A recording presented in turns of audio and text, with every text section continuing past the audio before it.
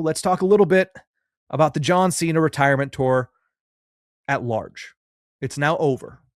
36 dates, I believe. 18 matches where he only really lost. I mean, if you include the Royal Rumble, I think he only lost 5 matches, possibly. Maybe 6. I think he might have lost the tag match with Logan Paul. But you look at what John Cena accomplished on his retirement tour. He won the Elimination Chamber match. He won his 17th world title, record-breaking, never seen 17, in the main event of WrestleMania. He won the Intercontinental Championship, becoming a, why can't I think of the word? Why can't I think of the term? A Grand Slam champion. I was thinking world champion. I'm like, that's not the word. He was world champion for a large portion of this year, but he became a Grand Slam champion when he won the Intercontinental Championship. He put together some all-time performances. I mean, look at his match with Cody at SummerSlam. Look at his match with AJ Styles at Crown Jewel. And on top of the all-time matches, he put together a couple really solid matches outside of that. Logan Paul at Clash in Paris. I think a lot of people upon rewatch will notice that, hey, Logan Paul and John Cena one-on-one was one of the best matches of John Cena's retirement year, and that's saying something. John Cena, Sami Zayn in the US Open Challenge was a really good match. And yes, whether you want to believe it or not, John Cena versus Gunther at Saturday night's main event was a very good match. It might be considered an all-time match because of the moment and what it meant and what it was, but I think bell to bell, I'd put it in a very good category. So outside of all of that, the accolades, the matches, he produced some insane moments too. And if you know anything about John Cena, you know he's all about making moments. In his movie career, in life in general, in every essence of his being, John Cena is a moment maker. Winning the Elimination Chamber was one of them. 100%. The pipe bomb turned into Thugonomics promo back and forth with CM Punk. Those were moments. I mean, you will remember where you were when you heard Word Life and CM Punk come out in Saudi Arabia and rap against John Cena. The return of Ron Killings was a huge moment that everybody was on their feet for. That's a moment made by John Cena. Who else could turn R-Truth, who is a beloved member of that roster, both behind the scenes and in the fan base, who would have ever thought that he would be that level of star at this point in his career, that he would have that level of a moment? It's because of John Cena. Randy Orton RKOing John Cena the night after WrestleMania, sneaking up behind him. That's a moment. And of course, the moment of all moments, and everyone agrees, the heel turn itself at Elimination Chamber is the moment of the year. Say what you want about the follow-up. We'll talk about it in a minute. But the moment that John Cena changed his facial expression as The Rock slid his fingers across his throat, it was the moment of the year. So when you talk about the John Cena retirement tour, some may say, yeah, it fell short of expectations. Some may say, yeah, it was nowhere close to expectations. I look at it and I say, it was a year well spent watching professional wrestling. But let's dissect it a little bit more. The heel run itself, like I mentioned, everyone agrees the heel turn itself was great. It was fantastic. At the moment, I was still sitting there saying, why is Travis Scott in the corner? It doesn't make much sense. And of course, the follow-up is what the follow-up was. But overall, you look at the moment, Cody Rhodes, John Cena, The Rock, in the ring, doing what they did at Elimination Chamber. It's a moment to behold. It's a moment of moments. It's something that will forever live in the zeitgeist of professional wrestling fandom.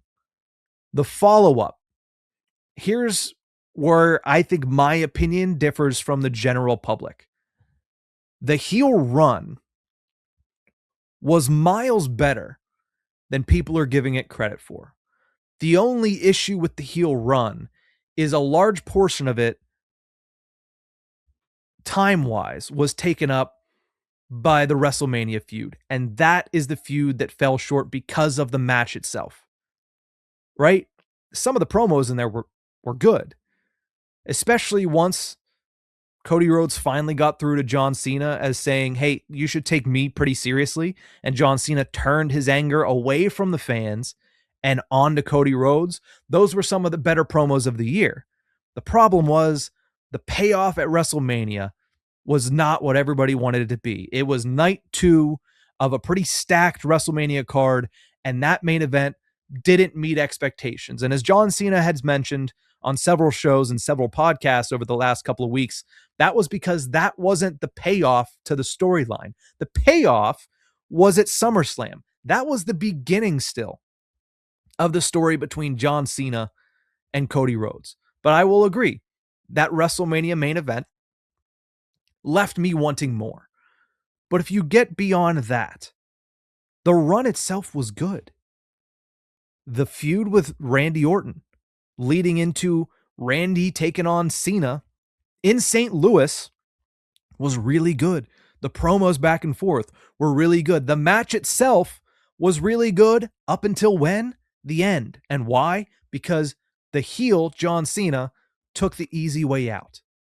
If that's what you're docking points for, because John Cena used his belt, or John Cena used R-Truth, or John Cena took advantage in certain ways, then you're missing the whole point of professional wrestling. He was the heel. He's supposed to lie, cheat, steal, all of that. Shout out Eddie Guerrero. But that match was good, and that feud was good. The R-Truth program was making magic out of something nobody even expected to see. Was it everything that you had hoped for John Cena's final retirement tour, that you had 2 matches against R-Truth, or including R-Truth? No, nobody expected that. And I think people would say, oh man, I would have rather this or rather that. But what you got was good.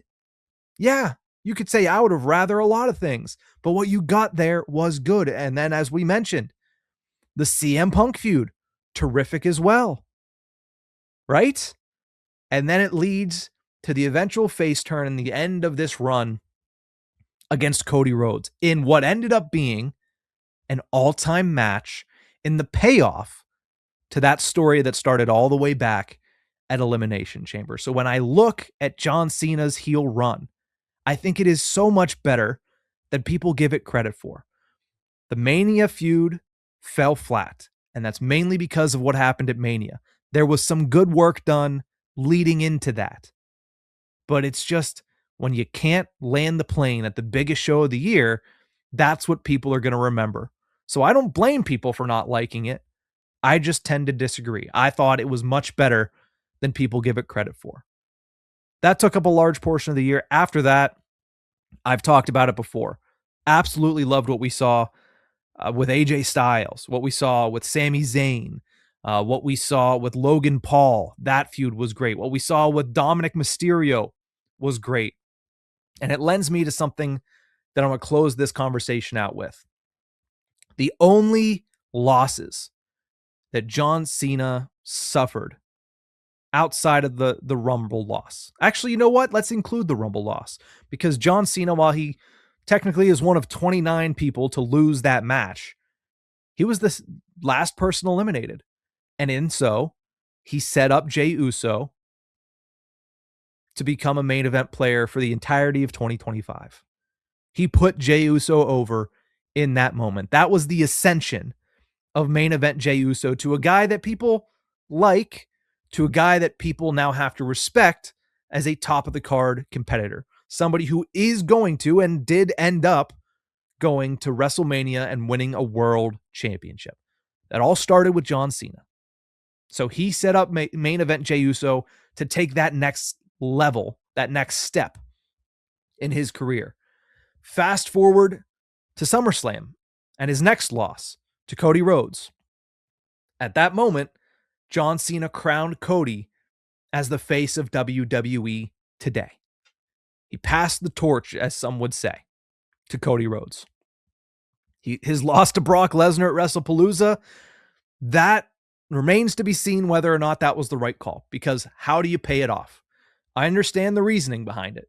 You're building a big bad guy. You're reestablishing the beast in WWE after a long hiatus. And eventually the payoff is he can then pass that on to somebody else, pass off that rub to somebody else. We just have yet to see it. He lost to Dom at Survivor Series. That sets Dom up to take a huge step similar to what we saw from Jey Uso in 2025. That's what that win at Survivor Series is going to do for Dom Mysterio going into 2026 and beyond. And even more so because he is much younger than Jey Uso is. And then his last one to Gunther, as we talked about earlier in the show, Gunther is now a monster in WWE.